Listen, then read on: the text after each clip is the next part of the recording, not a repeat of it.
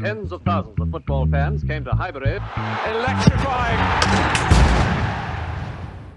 Yes, guys, welcome back to the Cannon Podcast and the main podcast on a Monday. I hope you're doing fantastically well on what is still far too... I've just been in Greece and it's still warmer in the UK.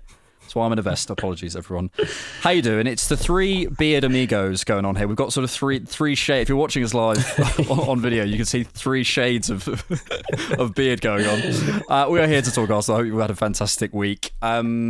Big week for Arsenal. Loads to get into. We're going to talk Gyökeres. We're going to talk Madueke. We're going to talk Mosquera. We're going to talk Wanera. We're going to talk loads and loads of stuff. But firstly, I'm here with my boys, my podcast bros, Rohan and George. How are you? How are you, Rohan, to start with? I'm very good. I mean, I've been stressed about the cricket all weekend, not gonna lie. Yeah, I've been locked in, and it's firmly in the balance, basically, going into the final day. It's firmly in the balance. So. I've lost James B to tennis. James B from the Gooniverse. See, the thing is, right, tennis... We used to text all the time. This guy doesn't reply to me anymore. He just tweets about Carlos Alcaraz. Tennis is good. Tennis is good, but it cannot hold a candle to cricket. Cricket, if you're like a nerd as well, which is what we are, it's like there's so much to it. There's so much tactics. There's so much up and down, mate. It's so frantic, honestly. George, are you into any other sports? I don't have...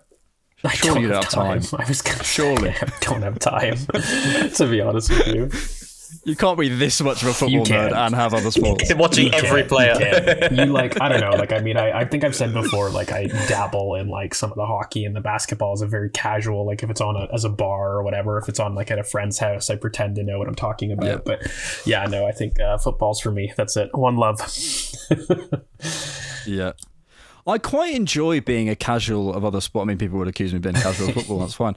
But I quite enjoy being a casual of tennis. And I'm oh, that was a good forehand. Don't know what I'm saying. You know what's tough for me? I don't understand the sport well enough. From tennis, cricket, racket sports. I've never played. I've never done it. So for me, it's difficult to even get. I'm beyond a casual with those. So I need someone to even explain the rules. I don't get the boxes in tennis. I don't understand it. I've never experienced it.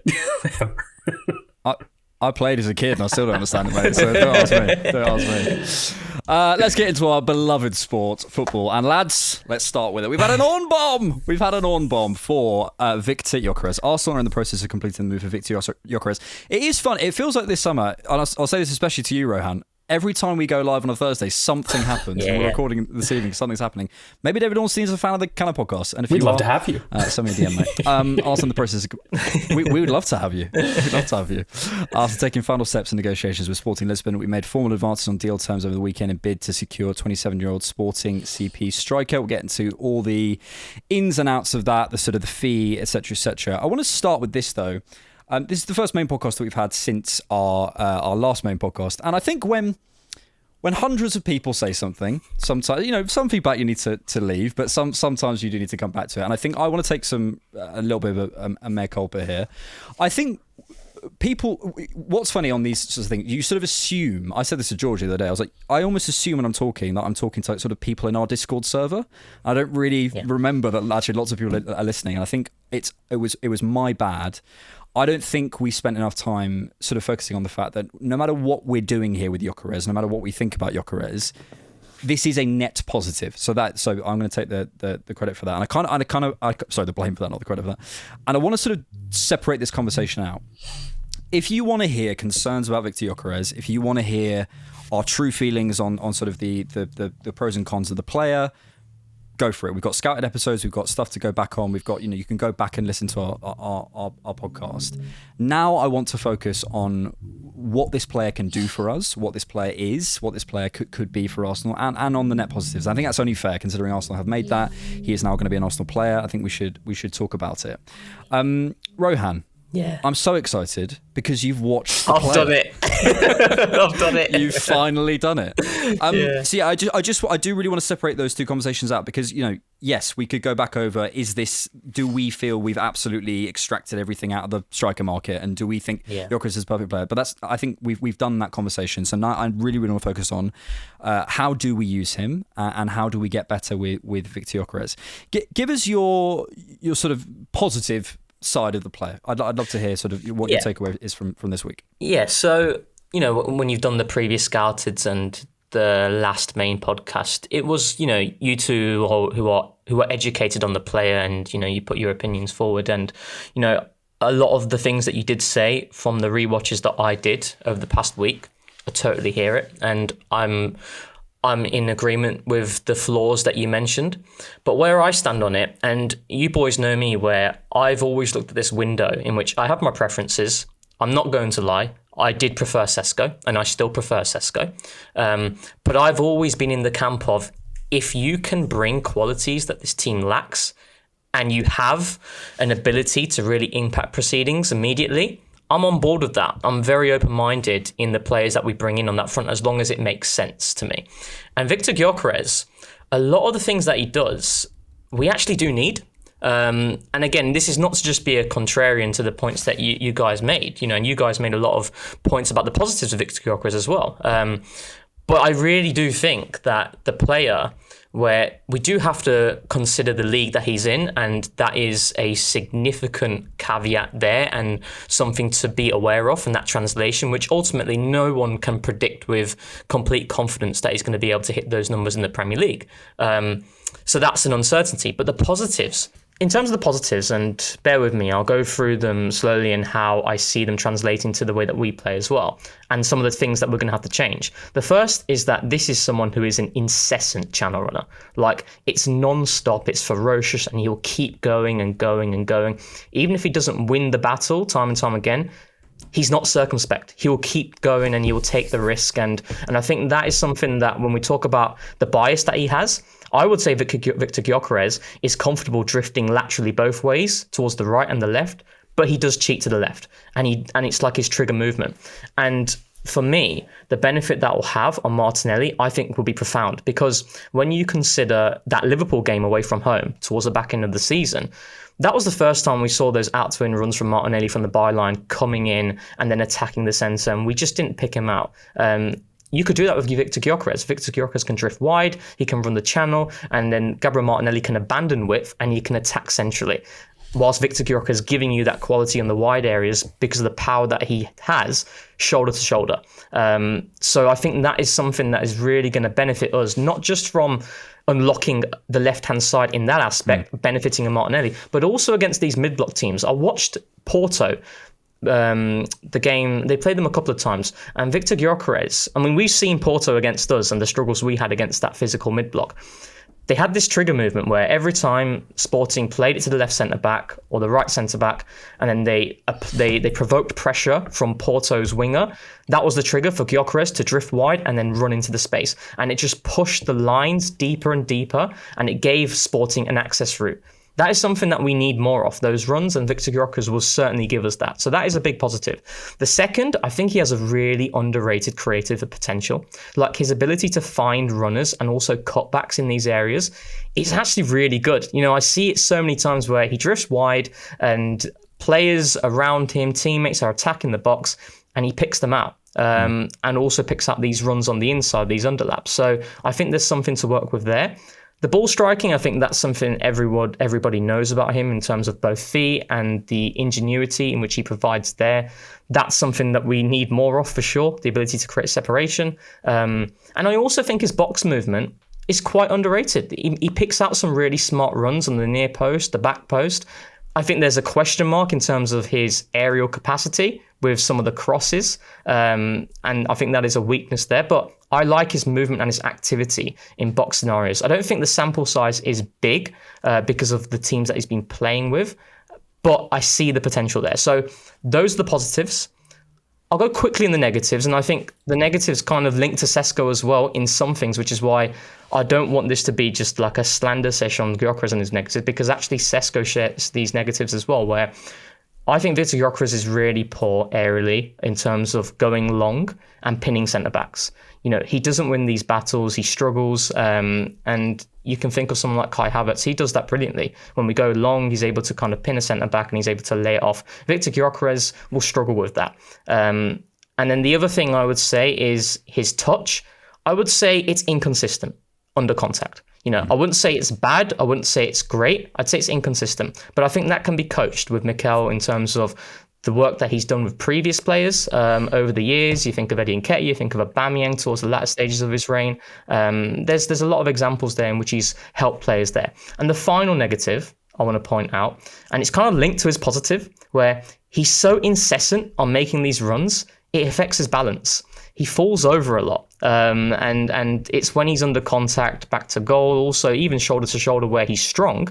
But because he's so ferocious and his mentality is to always do it, he does lose his balance at times. And I think that's something we can work on there. So I think he's going to add a lot of quality to this team. I think we're going to have to play slightly differently in certain ways, where you think of that Raya long ball and we hit it straight into Kai Havertz in a similar way to the way Raya did it at Brentford with Ivan Toney. I think Victor Gyökeres, in terms of in transition, which I think he'll add a lot there, you have to hit the ball into space as opposed to hitting it into him directly, because that's where he's going to benefit more. So all in all, I think he's got a lot of things that we can work with. I think he's someone who is quite clunky in terms of aesthetically, but he's effective. He's not a Wenger-coded type player, but he's someone who gets things done, and he's busy, and he's a nuisance. Yeah. And that's where I think he can have a big impact for sure. Not my preference, but there's a lot of things I do certainly like.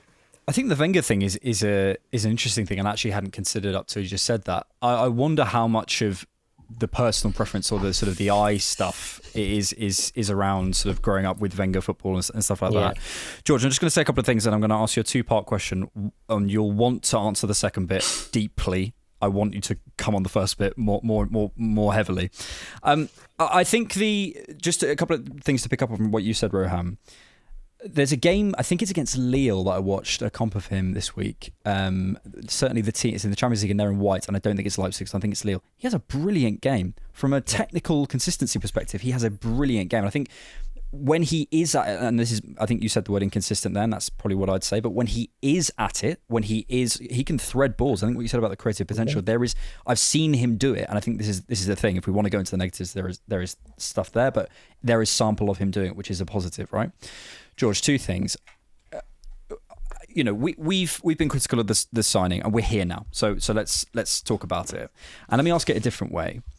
I'm looking through last season, and I'm looking at Chelsea 1-1. I'm looking at Liverpool 2-2. I'm looking at this is sort of back at the beginning of the season, the Man City 2-2. I'm looking at Atalanta away, the 0-0. You could go through the season, I'm sure, pick out the 2-2 against Villa in January, and so on and so forth. PSG, etc. How much of this do you think? I truly believe Victor Gyökeres will come in and score goals for Arsenal. How much of this, and if we do the work around him in the window, do you think this is going to matter? Considering actually how far we actually are away, do we need to worry too much about this signing? And I do think there's a really, really good argument there to say, look, we're adding so much and we're getting our players back, and if we can keep them fit, we're so close that actually we don't necessarily need to rely massively on one person, so therefore the flaws could be mitigated a little bit. And this is the part you're going to want to answer, and I want to come on the first one. The usage, how this can impact Martinelli and this left-hand side. I really think this is a key part of this Gyökeres signing, because we've looked at him in isolation, we've looked at him as an individual player, but how much of his impact do you see coming from him drifting out wide, drifting out left, etc.? I'm banning you from answering that, though, to answer the first bit. Well, I want to answer the first bit because I feel like it's been massively misconstrued. I mean, we talked about some serious positives with the player, and I think that has been completely undershadowed because it became a player war. I mean, I really want to highlight some things for me as far as the channel running.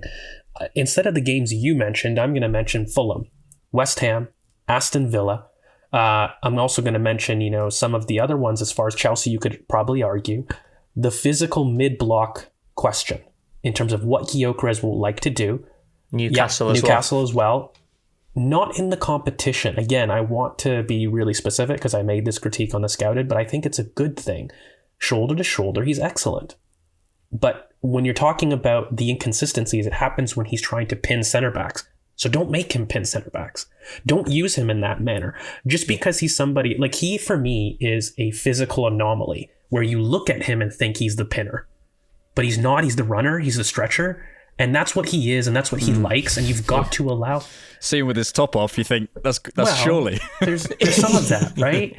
But I really think that, we need to focus on what he is and what he's good at. And he is more Jamie Vardy than he is Mikel Antonio. And people will look at him in his frame and think that is a physical outlet that can hold people off. No, let him run. Let him be free to interchange either side. And from that perspective, that is something that's going to benefit him and benefit our team, because we lack the gravity against those physical mid blocks to push lines back with our movement. We lack enough people that are willing to stretch the lines and basically make it more difficult for you to have a high line against Arsenal. And I don't think there's many teams that do that, but it is a consistent weak spot in which I can count probably 10 to 15 points a season that Arsenal consistently struggle with your Fulhams, your West Hams, your Aston Villas, even some of your Newcastles, in terms of their willingness to meet you high, but we don't have enough runners to push the line back. So the big thing is about accessing these runners against these physical mid blocks. And so the idea to do that is you can really stretch teams one of two ways with, excellent creative passing, which we've recruited in a certain Martin Zubimendi. And then the other is effective runners able to carry that both speed, but also that large carrying endurance. So Gyökeres is somebody that can sprint large distances and not lose his acceleration. Having enough runners to stretch that physical mid block, high line backwards, forcing them back into the box, is going to be just as key as having enough passers to reach those runners. And so that's what he solves. And for me, it's not so much, the PSG aspect of it, or it's not so much the Atlanta in the Champions League, but for me, it's a lot more the Fulham, the West Ham, yes, Chelsea, at times Newcastle as well. These teams that like to press up high against you. We've now got the build-up people, but with Gyökeres, you have an outlet that's able to push their line back, and they won't be as comfortable having a high line against Arsenal with a threat like that. And that's going to be key. And I think the biggest thing for me is he gets misprototyped as this Mikel Antonio because of the way he looks and the way he's built, when for me, he's a lot more Jamie Vardy in terms of his aspects, because this is a guy that just loves to peel and run. So the biggest positive with the Victor Gyökeres is going to be the aspect and the impact of those channel runners on these physical mid blocks. So I think it's less to do with maybe the Atlanta, where you're seeing a situation in which there's like a low block with tons of crosses into the box. That's not like the game state I really see Victor Gyökeres really impacting. It's more for me the Fulhams, the West Hams, the Aston Villas, yes, the Chelseas at times, even Newcastles, these teams that like to have pressing structures with high lines. They don't have as much of a threat of an Arsenal player on the outside or even through the middle carrying in large distances. And so from their perspective, they feel comfortable having these high lines as high as they can. But with a Gyökeres, you push that line back into the box. And so for me, that's an incredibly important use. If you've got a player who by their own gravity can move these lines into a low block and not as high, it has more time on the ball for our players that really need it. And there's other players that solve some of those more low block concerns for me. So that's already a weapon that I find to be something that we didn't really have.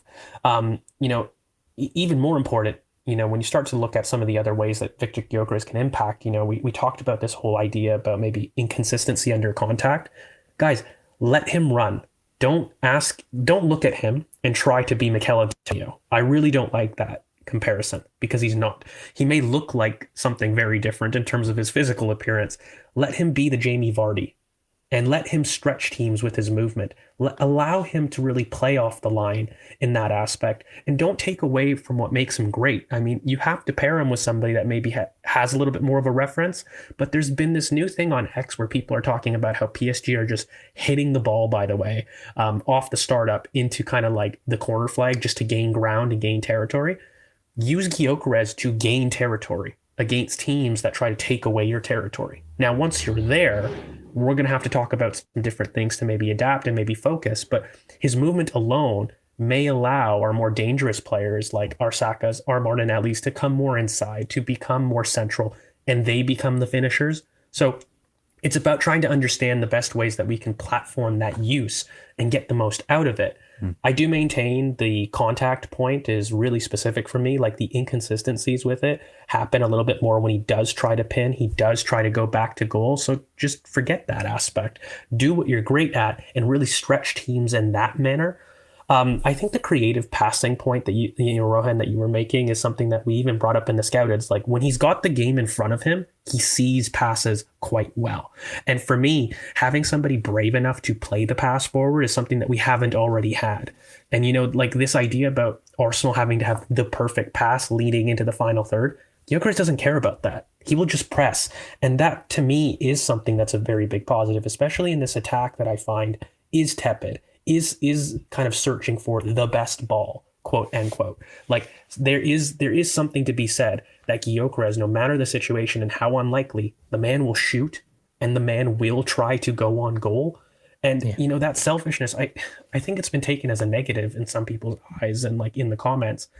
It actually isn't. For me to have somebody that all they care about is scoring a goal is important, because we've got far too many players that are thinking about the collective and not thinking about that output. So having somebody selfish like that is going to help a lot of those aspects, and even maybe transitioning the mindset of some of our attackers, not necessarily through his own play, but his attitude, the attitude of just score.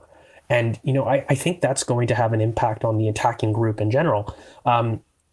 I do think, lastly, when I'm looking at Gyökeres and kind of some of the positives that I really do like. So when I look at his ball striking, one thing that I do like is I think that no matter what, he gets clean contact. I think we can debate about how long it might take to go and get the shot. But as far as making those transitions into quality shots, he does solve that. It's one of the biggest weaknesses in this Arsenal team in terms of generating high turnovers, but then making quality shots from it. And that, to me, was the biggest thing that we needed to solve this summer. And when you start to kind of tie it into the Madueke of it all and the Eze of it all, there is a trait that I felt that Arsenal have really highlighted here, guys. And it is the endurance in the carry to still produce a powerful shot. That, to me, is the biggest thing that Madueke, Eze, Gyökeres, all these guys have in abundance. They have an ability to carry over 15, 20 yards and then still produce a very powerful shot on target. That is something that I think that Arsenal have really critiqued in terms of this group. And I think that Gyökeres is probably one of the better ones in the world at doing that, regardless of maybe some of the issues against low blocks. We see it perfectly in the Saliba clip that everybody wants to target.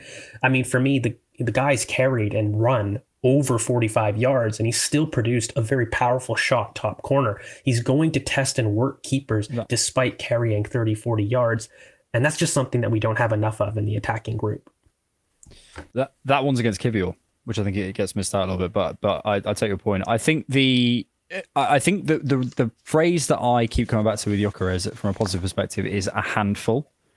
And in that sort of proper old school number 9, like he will just be he's just a nuisance and be annoying to play against. I do think there's a big positive there. Rohan, George beautifully dodged my basic analysis, so I'm hoping you'll indulge me.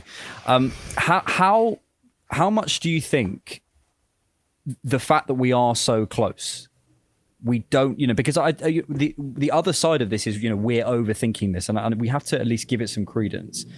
How much do you put this back to? Look, Gyökeres, even the worst case scenario, I think would probably score something like 15 non-penalty goals, right, across the season. Even worst case scenario, right?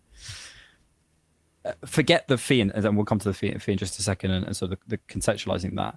How much do you think just we've signed a 9 who does a different thing, and we're not that far away, so it doesn't matter. Like it's gonna something's gonna shift. You know what I mean? Yeah, exactly. And this is why I've always said, go and get players who have things that they possess that we don't have from last season. As simple as that. And you go back to the really basic form of analysis of Arsenal went to Paris Saint-Germain, Arsenal went to Real Madrid with Mikel Merino, who has never played as a 9 in his entire career, and we didn't look out of place. What let us down was certain things in box situations that has been prevalent in these big games time and time again in knockout competitions. So then you got someone like Victor Gyökeres. An opportunity arises in a box situation.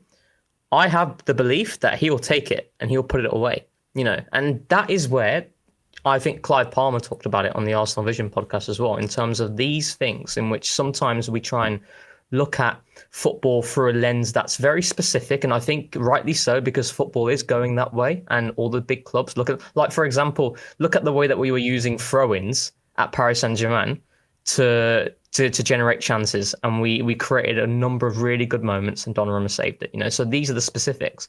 But what's not specific is someone who can just score, in like those moments, and that is something that Victor Gyökeres will give you. And well, again, we'll look at the fee and we'll contextualize it, but I certainly do think when you look at the centre forward market and some of the fees that we've seen over the years, the likes of Rasmus Højlund, for example, this is looking like a really solid deal. And again, it doesn't have to be your preference, but he has got things that this team lacks. And at baseline, I think if he plays like 30 games in the Premier League, I've got no doubt he'll score 15, like genuinely. And that's where people look at it from that perspective. Like our top scorer last season was Kai Havertz with 9 goals in the Premier League. Sometimes it's as simple as that. Victor Gyökeres, if he plays the same amount of games, I think he'll get more, and that's not just, they're different players, but this is what we needed to add things at baseline that we didn't have last season.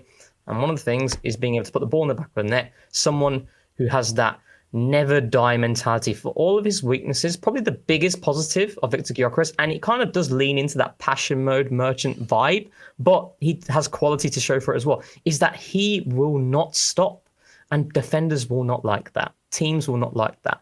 This guy he could have like 6 poor actions, but he could have 1 action that makes the difference. That's the type of player he is, and I think that can make a massive difference. Yeah, it can, and it's we go back to a lot of the stuff we were saying about Šeško. I think Šeško is a better puzzle piece fit in my opinion for various reasons, but it doesn't make another puzzle piece no fit at all. It's shades of grey here, and I also think a lot of the critique, certainly from my perspective, has been at the beginning of the summer we were talking about £100 million for Victor Gyökeres. Yeah. That is the fee I was seeing, right? We're seeing £100 million, and I'm watching a player, and I'm going, that is not a £100 million player. I'm telling you, it's not a £100 million player. Then we're starting to see, okay, it's going to be 80 million, it's going to be 90 million, and I'm still going, even at that fee. We've arrived, guys. Arsenal are in the process of completing the deal. As we've been speaking, the numbers have come out from David Ornstein.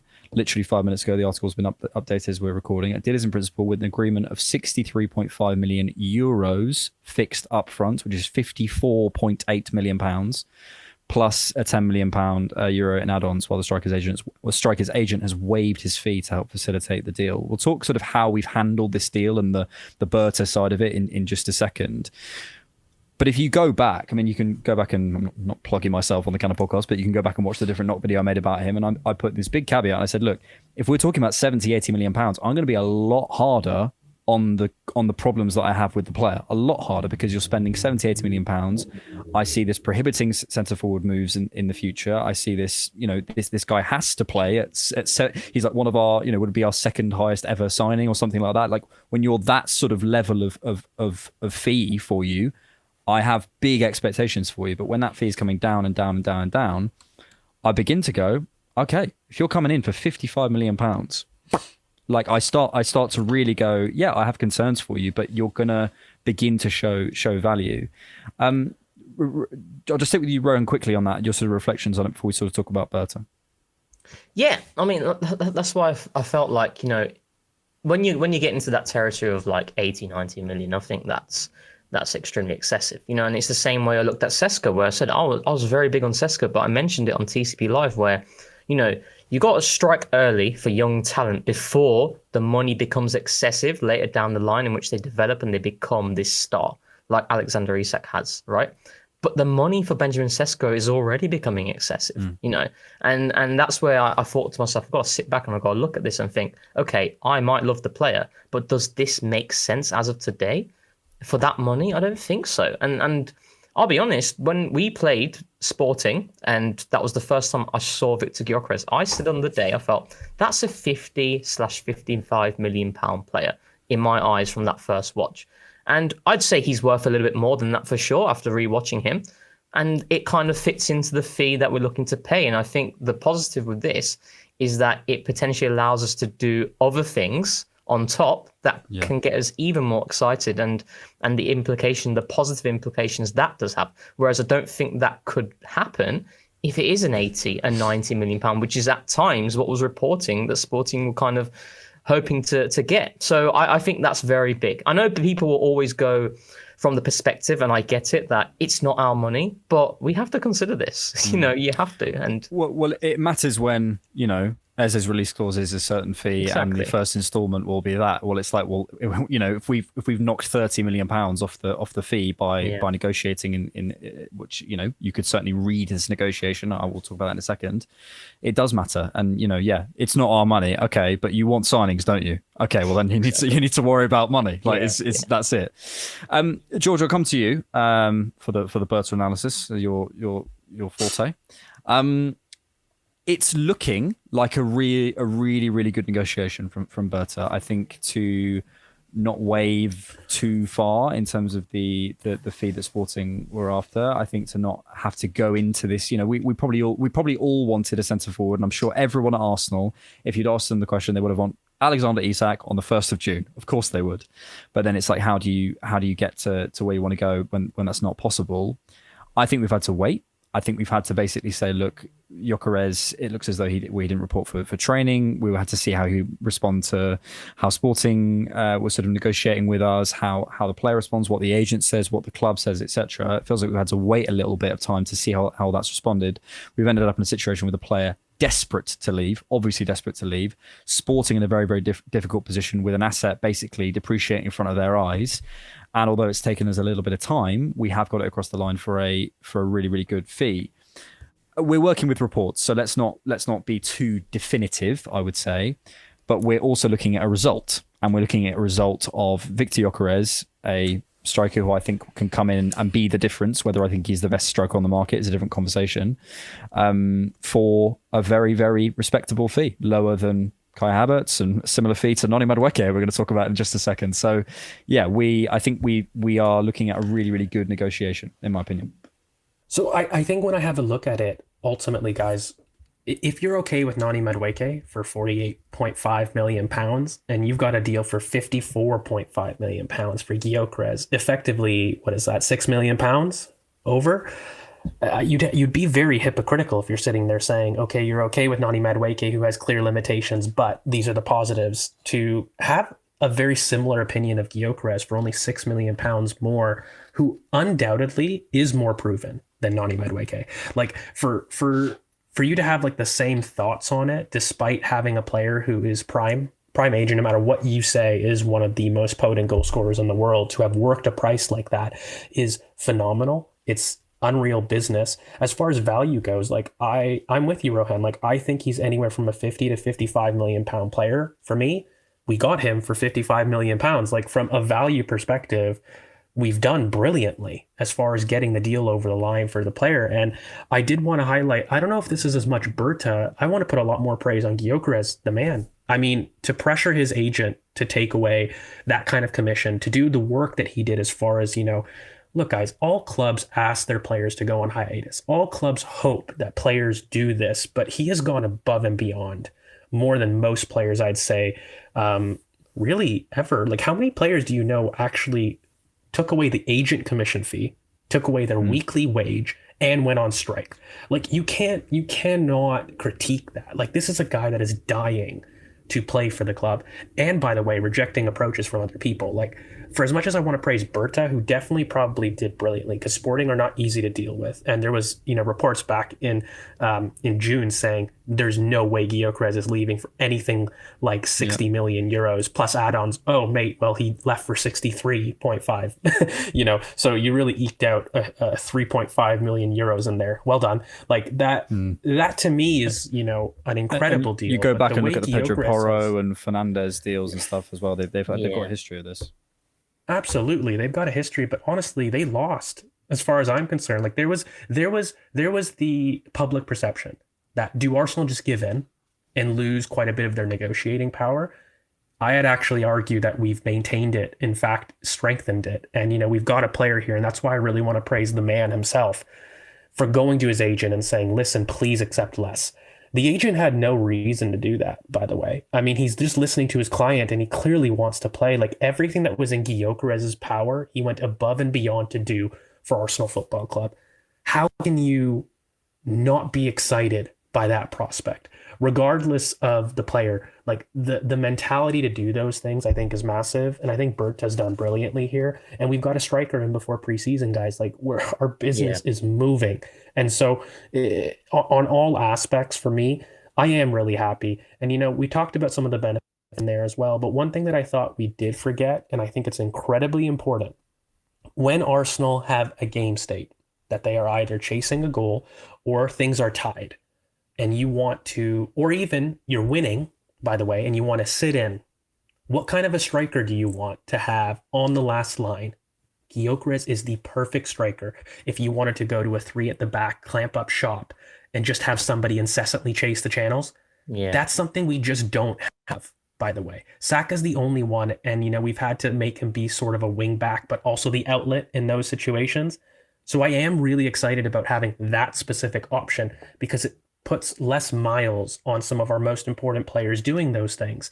And, when you take into context the playing things that he adds, the deal, and the fact that it's in before preseason and what he's done to come here, I'm excited because that seems to me, regardless of, some of the pros and some of the cons, the mentality point is what a lot of people have commented on in terms of scoring the goals. I look at his willingness to try to get the deal done. And I look at a player that would die to play for Arsenal. And I don't think there's a fan out there that will critique that mentality. And I'm just excited to see what he could do to work on the things that, maybe are weak points. But when you have somebody willing to go to the ends of the earth to play to your club, you just sit there and you go, I love that.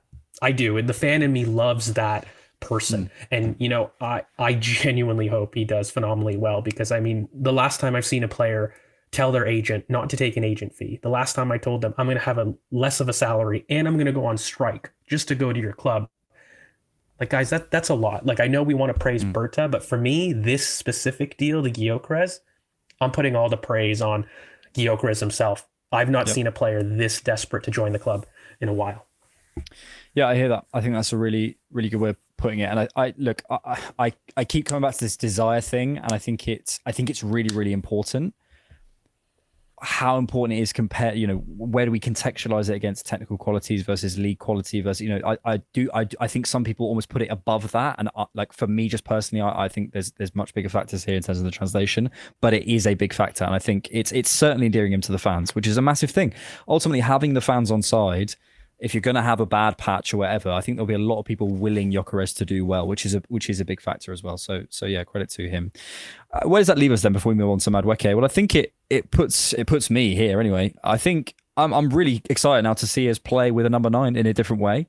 To play in a way that I don't think I've seen Mikel play maybe since like Lacazette. Even Lacazette was like dropping in and doing various stuff, and I think it was a very different sort of centre forward, or something that we've signed, which is really exciting. I'm excited to see him put on the shirt because it clearly means a lot to him. I'm excited to see how it changes us.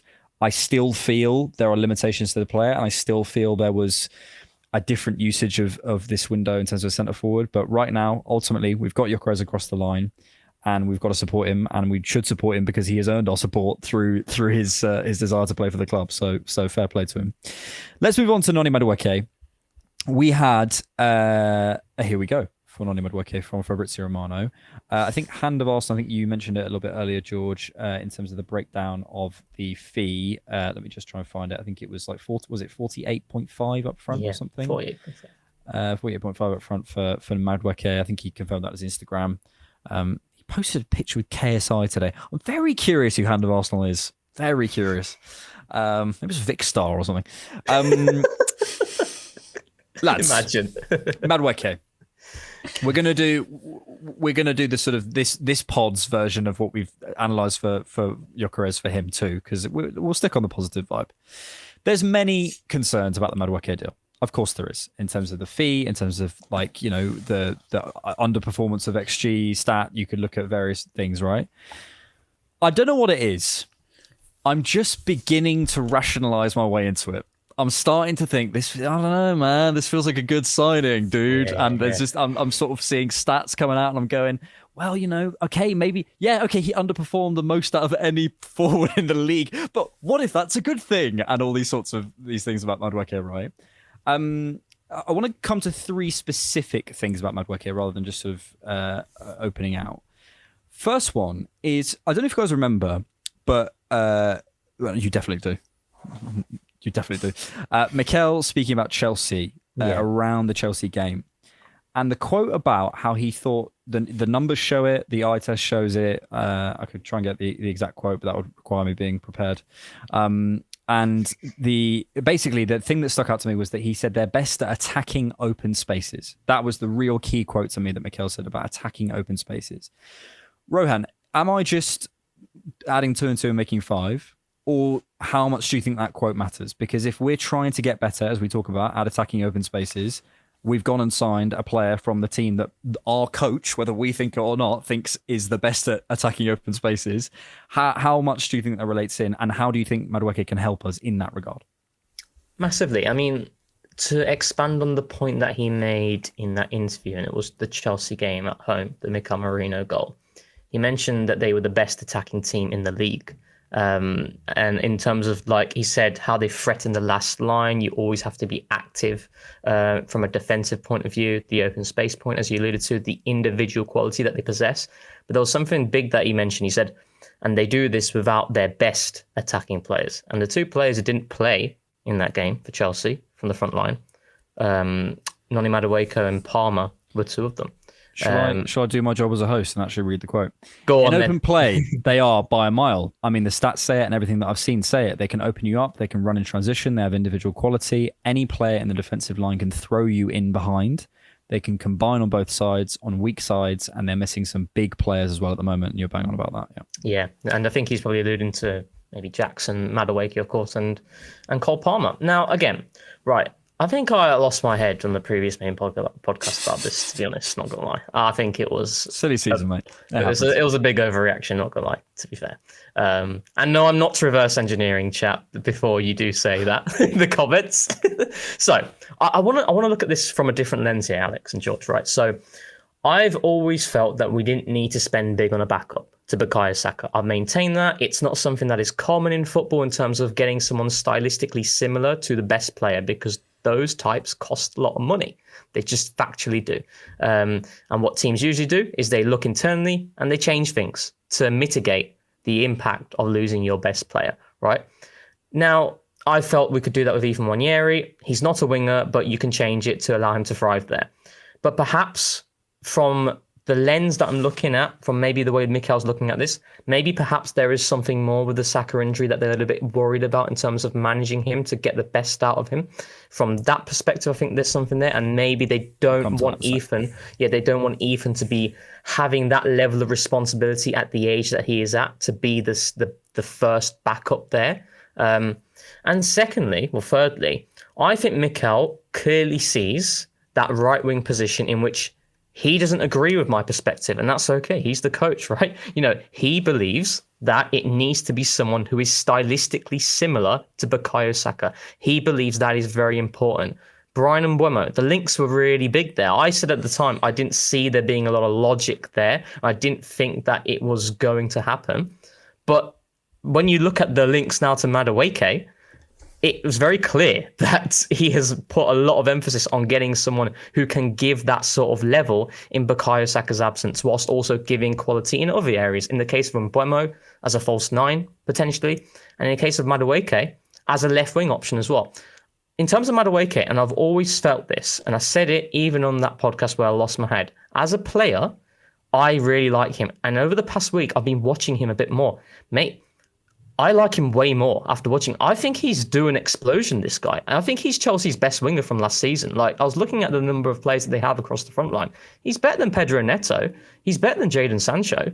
He has got things that this team lacks. In terms of 1v1s, this guy, from a standstart, blitzes past players. I was literally in awe of it, watching him against like Lewis Hall, blitzes past him.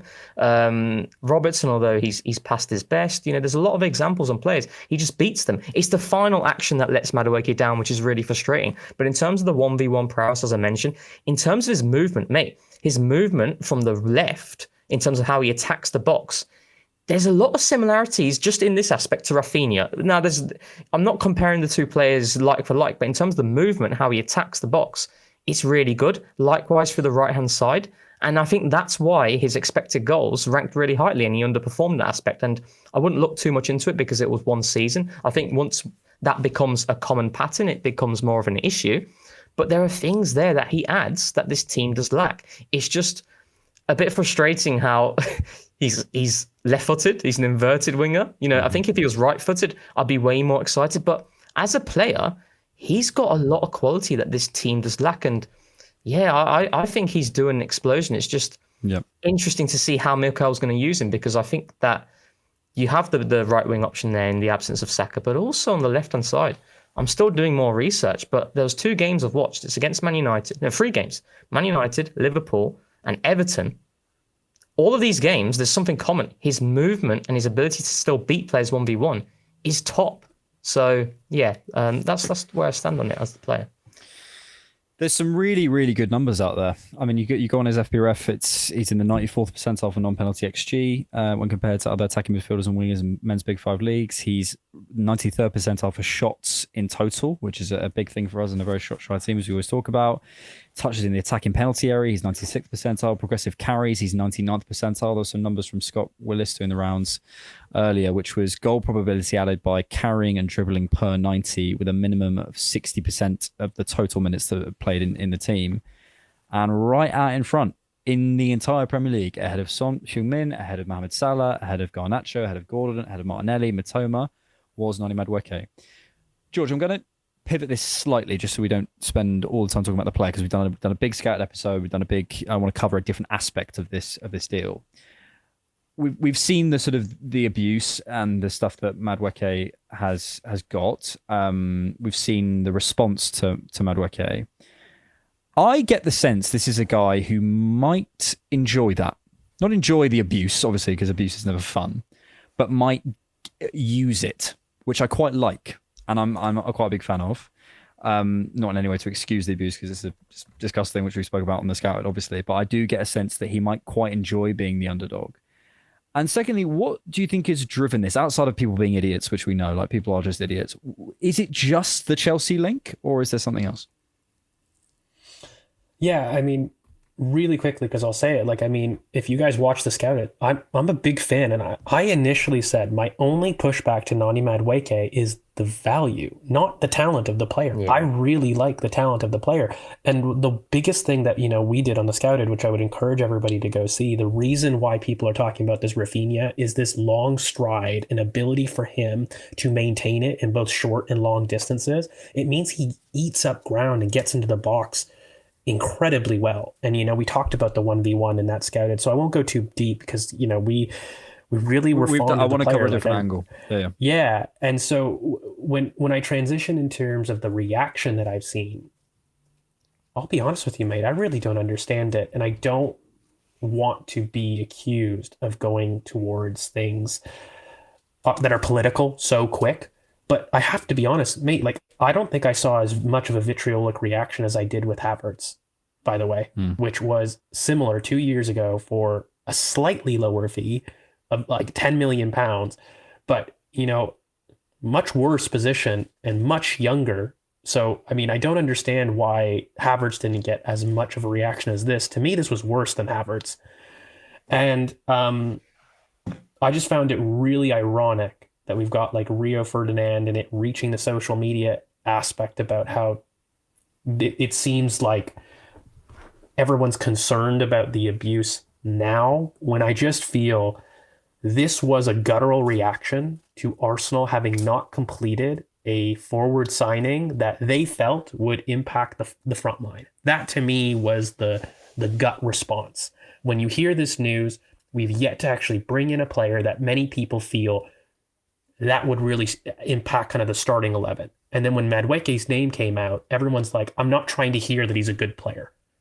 That's just not somebody that will affect our starting lineup, and even less so in a position we least needed when we walked into the window needing a striker on our left wing. But it went too far. The dial went from, okay, that's your gut reaction, to now I'm questioning the character. And I have really pushed back. I think that I'll be honest, let me just call it, I think it's a little sinister. I don't understand how it got so vitriolic so quickly, okay? Because I have a look, again, I look back to the Havertz situation as a very similar comparison. Like, let's literally take a player from Chelsea again. I don't think it was just Chelsea, by the way, mate. Like, you asked me, is it just because it's a player from Chelsea? I don't think it was just that. Because when I look at the Havertz question, people were critical of it. it wasn't to this extent. Like, Noni Madueke has had an obscene amount of abuse, death threats, and crazy, crazy character assumptions that I just don't think is fair. And, you know, I can't divorce it from, unfortunately, I'm just going to call it how it is. People look at a stereotype with Noni Madueke in which, you know, he's got a little bit of personality as a footballer. And you can't not look past, you know, unfortunately, some of the racial undertones. You can't not look past of trying to control. For God's sakes, we had similar vitriolic reactions to Miles, who shows a bit of personality in the team, and suddenly he's somebody that's got to be told how to act and how to control himself, and he's out of control. Guys, the same insinuations have happened with Noni Madueke. Out of control, big character, don't understand how he's going to fit in the dressing room. Hold on a second. When we're talking about Kai Havertz, who, by the way, is coming at that point in Chelsea, an even worse stance than Noni Madueke, having a worse time at Chelsea for a higher fee, for, by the way, a more important position coming in to start, he still didn't get the same abuse. But now we're talking about a depth player coming from Chelsea with some of the league's best numbers, by the way, coming in on a high from Chelsea. He wasn't on a downward trajectory. This is a guy that was performing very good for Chelsea specifically. And then now we're talking about character assassination points, and to the point of not even understanding at all what's happening. The Arteta out paintings because of Noni Madueke. Like, guys, I'm sorry, I'm just going to call it. We have had so many things happen in the last 2 to 3 years, okay, that you can question the club about. But this was the one that broke the camel's back. I can't get on board with it. And I can't get on board with this. And I'll end on this. If you have criticism about something that the club does, can we criticize the club and not the players? What does Noni Madueke have to do with Arsenal spending more than you felt was correct? If that was your opinion, where's the criticism dedicated to Arteta? Why do you go and attack the player? I've never understood it. It's ridiculous. I kind of know why, and I don't like the undertones of it. And I maintain the reason why I'm making this comparison purely with Havertz. I can make those conclusions because I look at a similar situation, by all accounts, bar that one thing that everybody doesn't want to say, and I didn't see it get as nasty as that. Did he get death threats? Of course he did. They both did. There's a conversation about abuse on football that we need to have in general. I don't like it. And no one's going to condone abuse. But to me, the speed to which it got so vitriolic and the speed to which it went to hate was something that we've got to talk about. Because, guys, it dropped as of Thursday or something, and it was done as of Friday. And you're having these attacks happen in less than 24 hours. Like, it's not on, mate. Like, I hate it. And I hope he comes in, and I actually think, like you said, I think he's a very strong character personally. Not that he'll thrive on it, but he's got something again. He's got an edge, and I like that. That's the one thing I'll say. He's got an edge to me, and I like that.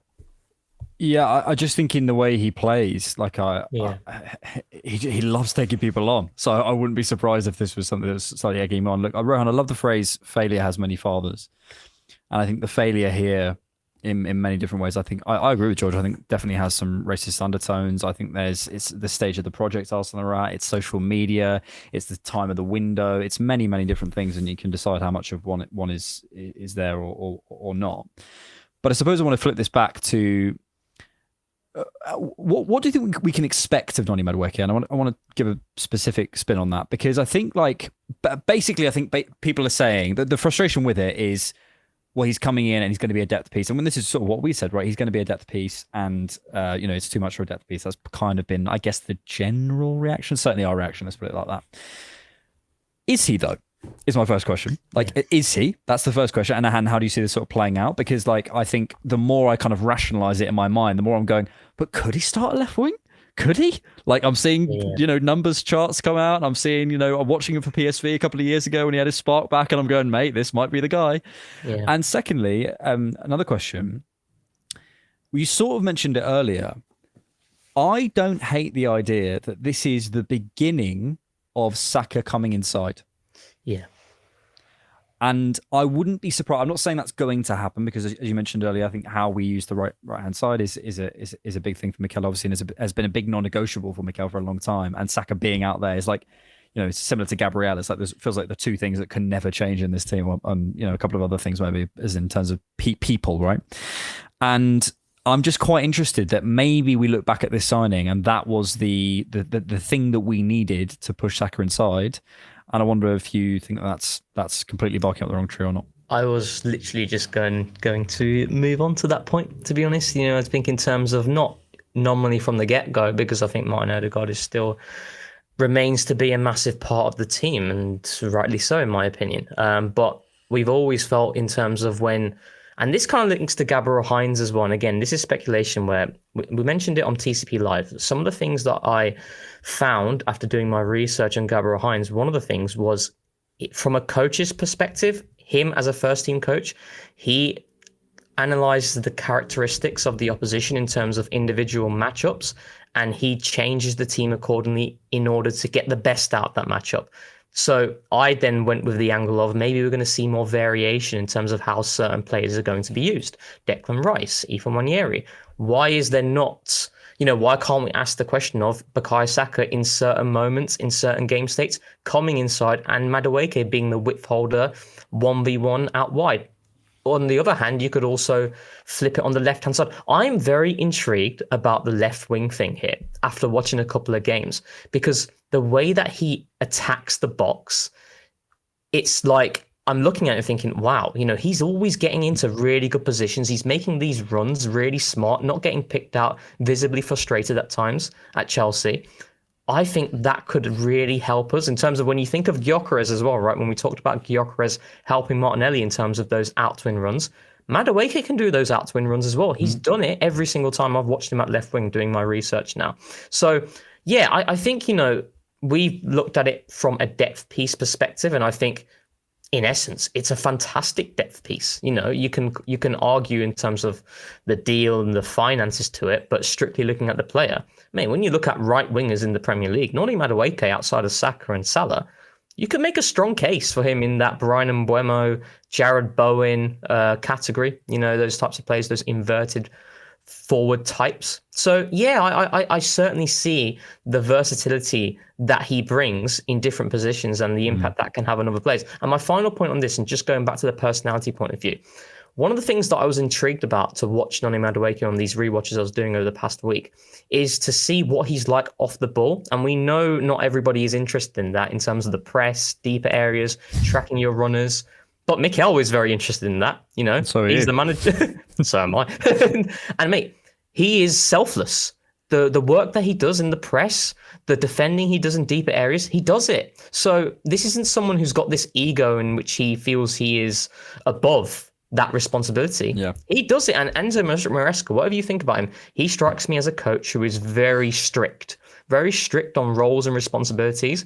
And Madueke was doing exactly what he was asked of in that situation. So yeah, I'm warming to this a lot, mate, after watching the play even more. And people will say it's reverse engineering, but I've always said the player is really bright. It's the deal and the implications that could have that could make us feel maybe a little bit apprehensive, let's say. Yeah. George, I can see you got a point. I'm just going to have to pull rank just because of time, because we have to move on to questions. But yeah, I think there's a big upside here. I'm cautious of just rationalizing it and going like, yeah, but look at this graph. Look at we could just do that. But I'm really curious about this signing. I think we may be looking back on it and going, do you remember when everyone was kicking off about that? Who knows? Let's see. It's certainly an opportunity. Let's move to questions. We are going to do a sort of sample window, but there's loads and loads of questions I want to get to, and probably some stuff that we can, the other sort of deals and things that we wanted to talk about, we can get to in the questions. I'm going to come to this first one from Discord. Remember, you could get access to Discord by becoming a Patreon or YouTube member from the Cannon podcast. You get access to the Scout episodes, the rewatches when games are back. In 10 days, as we're recording, our first preseason game is back, and we'll be starting to do rewatches and so on and so forth again. You can also become a member of the Director's Box and get access to loads of other stuff, monthly phone-ins and voting rights, and the Coach's Corner, which is starting up soon once George has finished his exam. So yeah, really good stuff. So thank you, those of you on Discord. And we'll start with this one from A. Sid, who says, how about some quick guesswork, I guess, and this will be guesswork, assessment of a possible financial state we are in this window. So just in terms of the situation we're in so far, Martin Zubimendi, this is all according to Transfermarkt, Martin Zubimendi is at around £70 million, according to Transfermarkt. Christian Norgard is 11.6, and Kepa Arrizabalaga is 5.8, which brings us to 87.4 million euros confirmed spent so far. Obviously, Mosquera and Gyökeres look like they're about to get done. Mosquera, I still don't know the exact final fee. The Gyökeres one is obviously 73 overall, but 63 up front, so 63.5 million euros. We've had some outgoings, nothing really to speak of. Nuno Tavares going to Lazio, and Marquinhos, Transfermarkt saying that's about 8 million euros. George, how much do you think we have left to spend? Shoot in the dark, my friend. Any guesses? Undoubtedly have another 70 million, in my opinion, to spend. Undoubtedly. You're looking Pre-sales? at a team that... Yes. You're looking at a team that went and made a profit last year, guys. We have effectively spent somewhere in the region of 200 to 205 million pounds right now. Less if you're talking about base fees, by the way. Transfermarkt says we did not make a profit, but George Economics says we did. Well, I don't know. I don't even know if it's just George. If you look at, because I have the Excel sheet of what we did last year, even if you want to say we didn't, it was in the region of 5 million pounds. Yeah. You're talking about absolutely having not really spent. You're looking at a team that has now done those things, ignoring the sponsorships, ignoring the facts that we've had from Swiss Ramble now that we can say our books have been the healthiest that they have ever been.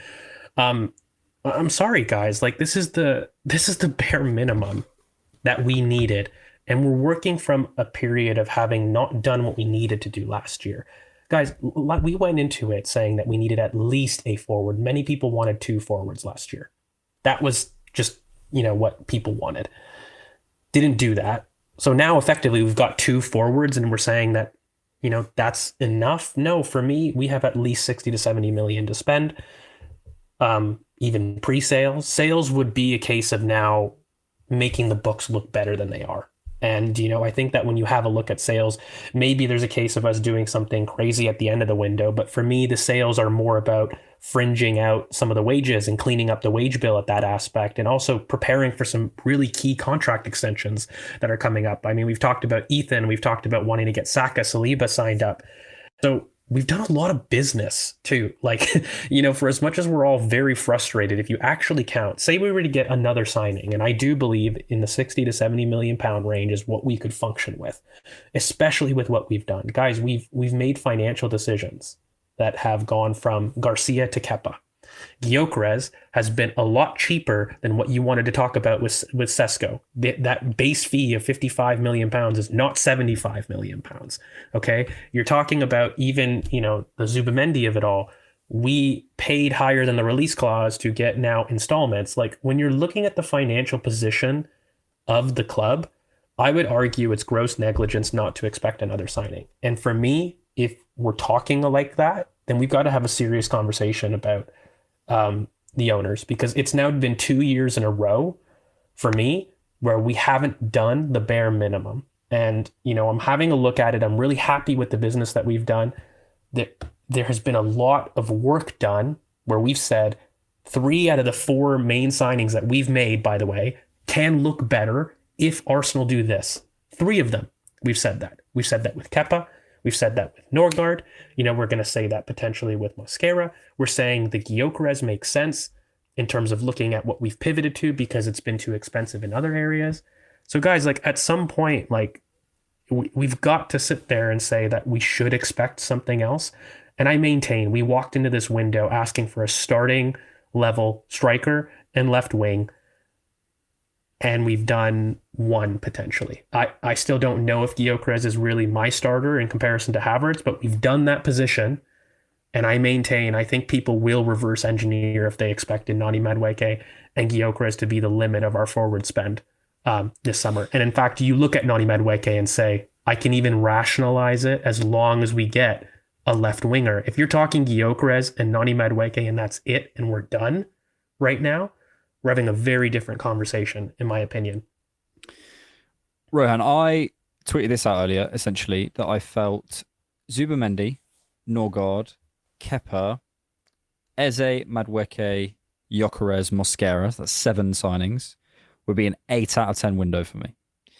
An 8 out of 10 is good. Like, it's a very, very good, like, we shouldn't, just because it's not 10 out of 10, it's a very, very good window. It's A-.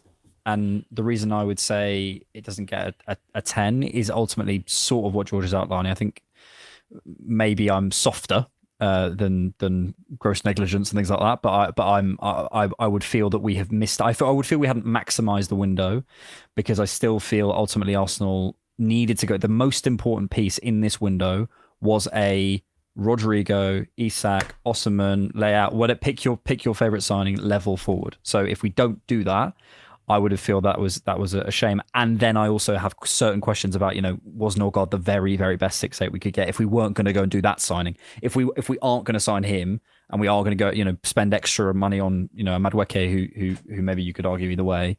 It would depend on sales. It would depend on contracts as well. If we got Saka and Saliba done, that adds different things. Where would you be at with those 7 signings, ignoring contracts and stuff and how those affect? Because you might, I could go to a 9 if we got all 5 contracts done, an amazing sale done. Zinchenko went to Fulham for £90 million. I might be going, okay, yeah, cool. But that I guess that's my question. You're on mute, which makes it quite hard to hear your answer. Yeah, I mean, for me, I kind of sit in that camp as well. Maybe like an 8.5 if you pushed me, if you're looking at those players. Because, like I said at the start of the podcast, I'm a little bit more lenient in terms of the types of players that I wanted across the front line. As long as they have the qualities that we are lacking and it makes sense in that aspect, then sure. But I think if I'm being very honest, and I think it ties into the point that George makes where, Noni Madueke and Victor Gyökeres, and let's say you add an Eze there, I'm excited, but then at the same time, it's kind of like I was very keen on getting like a runner type that is right-footed on the wing, and we wouldn't have done that. I know that's very specific, but that's something that I personally did want from a dynamic point of view, and that's not to say Madueke doesn't have potential on the left wing. I've already mentioned that, but yeah, it's kind of like.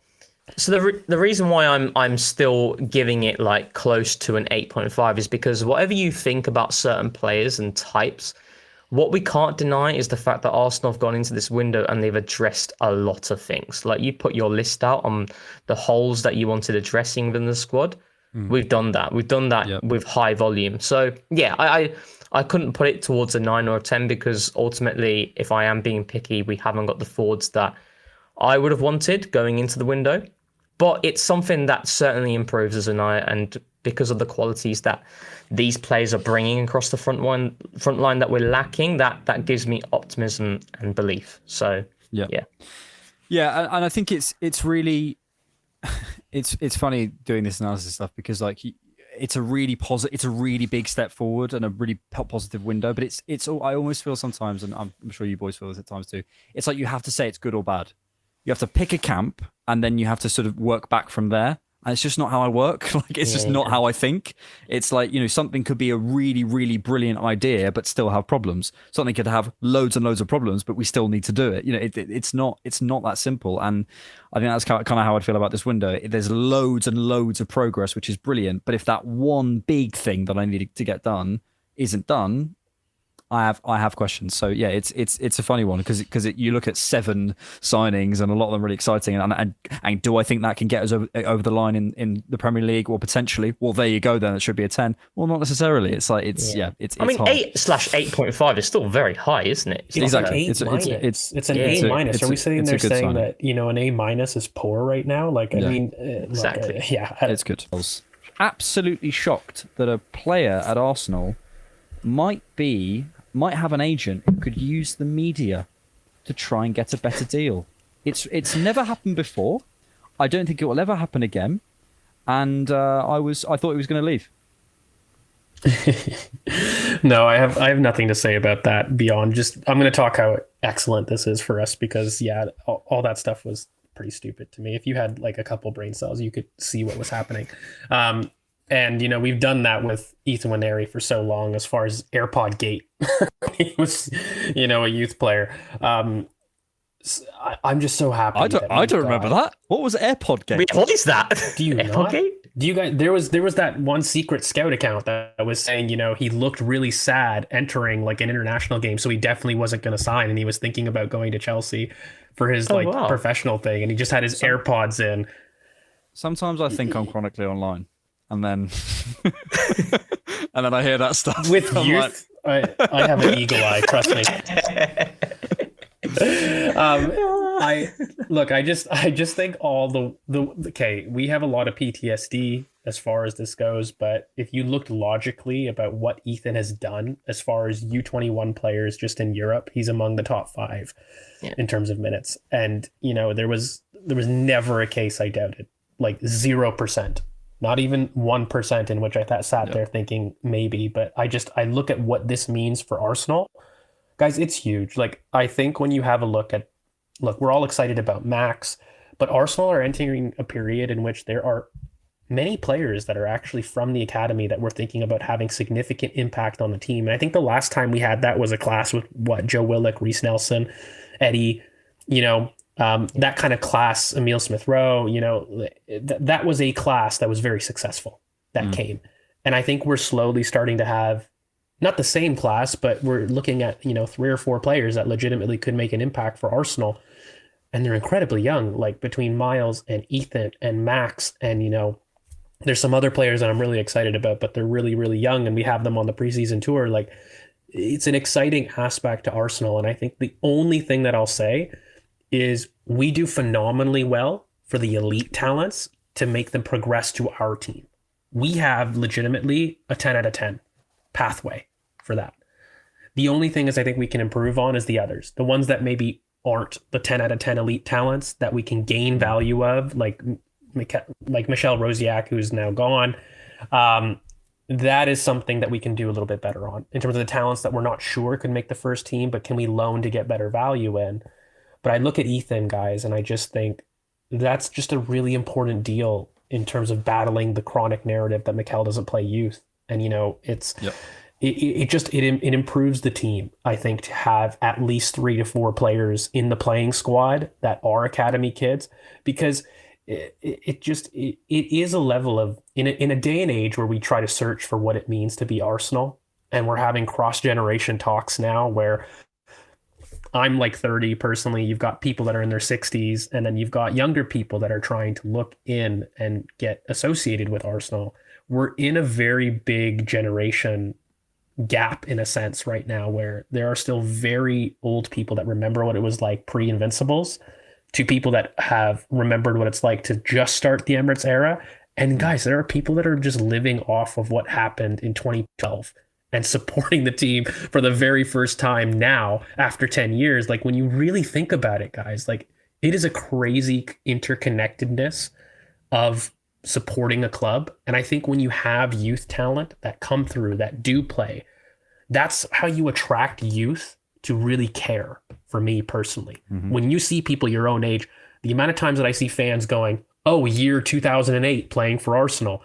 And I'm like, dear God, like, we've got some really young fans, and that's how they come in. Like, I think back when I was a young fan, I did look at like who was my age that is making it in world football. And if we have several players that are legitimately 16, 17, 18 years of age that are playing for the Arsenal first team, guys, it is huge as far as a young supporter's mindset goes. Like, you look and you want to dream yourself.